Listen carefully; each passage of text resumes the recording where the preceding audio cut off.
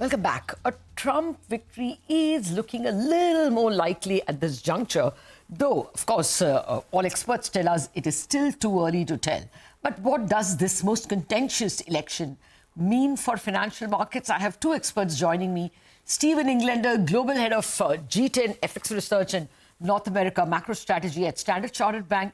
He's joining us all the way from New York.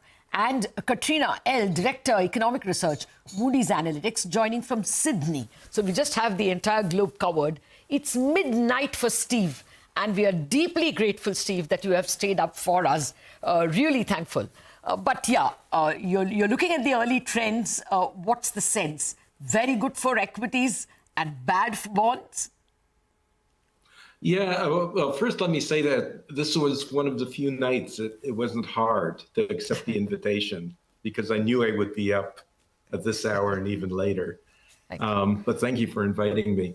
Yeah, I'd say this, that financial markets have bought not just a Trump victory, but Trump winning the Senate, which actually does look extremely likely, and winning the House as well, which is still a bit more of a question mark. And again, there are a lot of states that haven't been called, but I think what the market is looking at is that in places like Florida, Georgia, North Carolina, Trump is doing much better than he did in 2020. And in many of these states, he's doing better than he did in 2016. And they're looking at the incoming results from Pennsylvania, Michigan, Wisconsin, and saying, well, you know, with high probability, there's no reason to think he's going to be doing much worse in those states relative to his previous performance than he did in every other state, just about that we're looking at. So the market really is assigning like a 95% probability to Trump winning, which is why, other than INR, you're seeing a lot of weakness in financial markets. He put a lot of emphasis on tariffs. You've seen European equity markets really tank in the futures markets, and the euro and a bunch of other currencies under a lot of pressure. Mm. Yeah, you're right. Actually, even the rupee is not as weak as other currencies, but it is at its historical weakest point at 84.20 for a dollar. So it is at its weakest point. We'll have to take that. But what is your sense about, let's assume that this is how it's going to look end of day as well, then do you think yields go all the way to 4.5? What's the yield trajectory for the end of the year, the 10-year US Treasury? You know, a lot is priced in. And I'd say that there's less uncertainty about whether Trump wins the presidency. As I said, it seems like a very good bet at this point, even though all the returns are not in. But what I think is going to be most important, I suspect at some point overnight, he's going to make a speech in which he says, look, I won. And the markets will be paying a lot of attention to what he says he's going to prioritize. And, in terms of winning the election, sort of running on tariffs was surprisingly popular in the United States, which is why he emphasized it. Yeah. And if he gets up and he says, tariffs are the first thing I'm going to do, I think we could see markets go further. I mean, more sell-off in equities outside the U.S., more, U.S. yields going up, FX currencies, non-dollars currencies under pressure. If he sounds a little bit more moderate and says, okay, now, I've won a big mandate, you guys have to come to the table and discuss our trade relations, but it leaves room for more negotiation. I think that would be a positive surprise at this point, and we could see markets stabilize. Okay, fair point. I was going to do this discussion as a what-if scenario kind of discussion, but now I'm going to look at a likely Trump victory because that's what the early results are saying. Katrina, thank you very much for joining me all the way from Sydney. What's your sense in terms of, Asian economies and global economy? If Trump indeed sounds belligerent or emphatic about tariffs, as Steve pointed out, then do you think there is a problem for Asian economies, Chinese economy, global economy?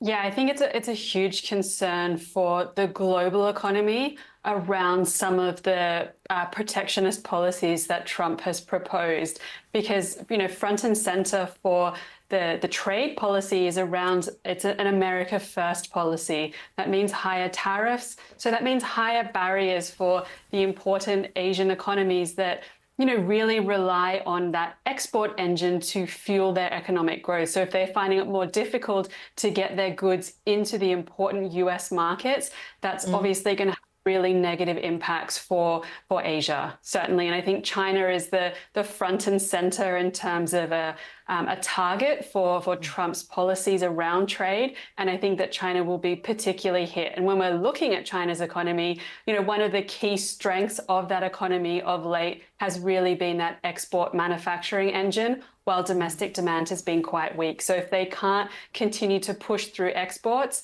it's going to be create some significant weakness that China's economy is already carrying. It's really going to add to that. Okay.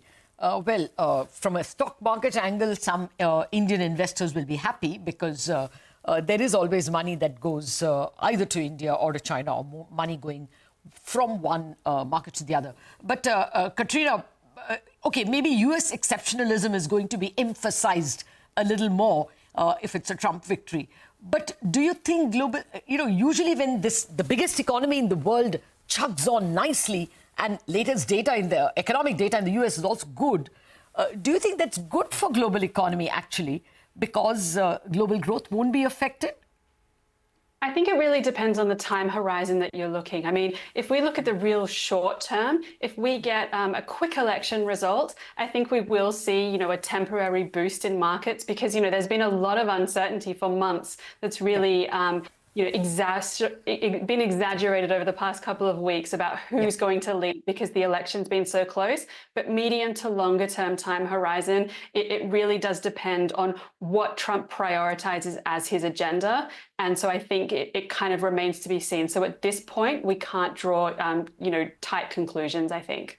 Okay, so you're not having my global growth is 3%, but there is a negative a negative stance to it because of a Trump victory? No. You're not going to lower any of your rates, growth forecasts because of the victory?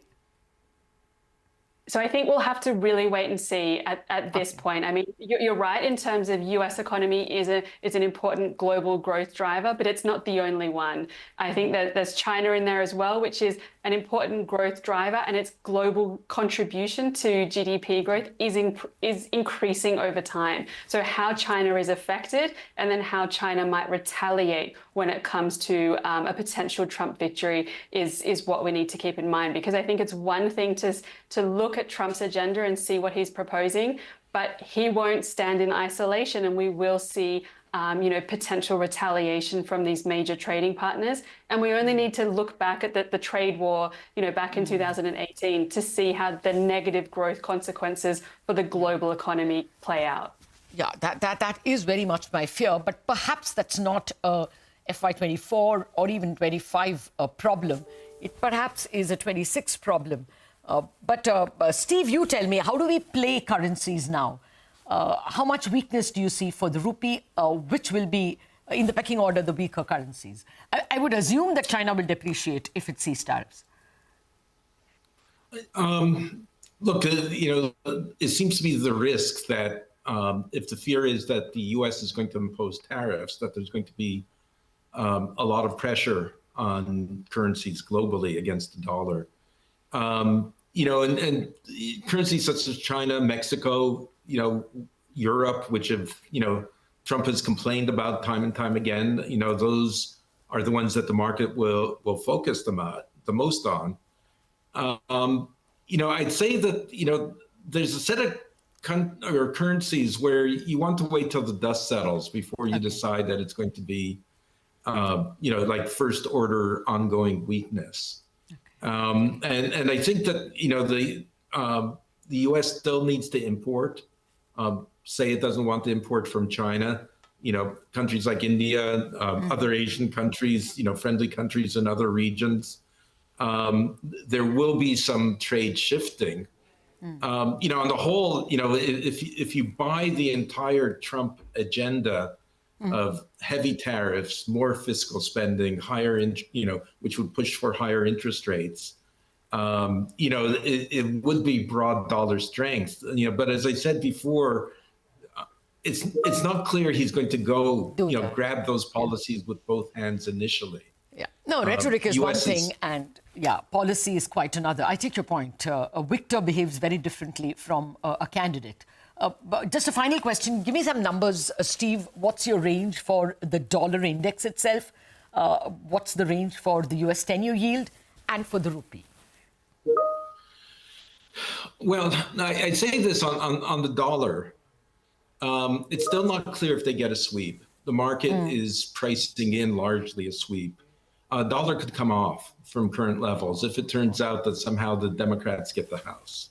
And even if the Republicans get the House, it's, again, a lot of people know the trade right now.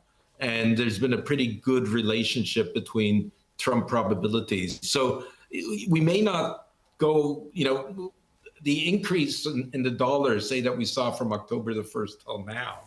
I don't think we're going to see it from now till next month. So Got it. I think a lot of it's priced in right now. And you have to be a little calm about how you see markets reacting given what they now know. Okay. Yeah, I take your point. Perhaps these are the peak rates that we are seeing, and things will adjust and people will take profit.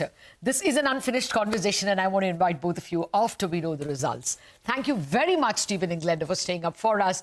Katrina Ell, thank you very much as well for joining us all the way from Sydney. The message is that at the moment, people like Moody's are not lowering any of their forecasts. No upside or downside risk, but there's clearly a US exceptionalism, US growth that can be steadied if Trump comes to power.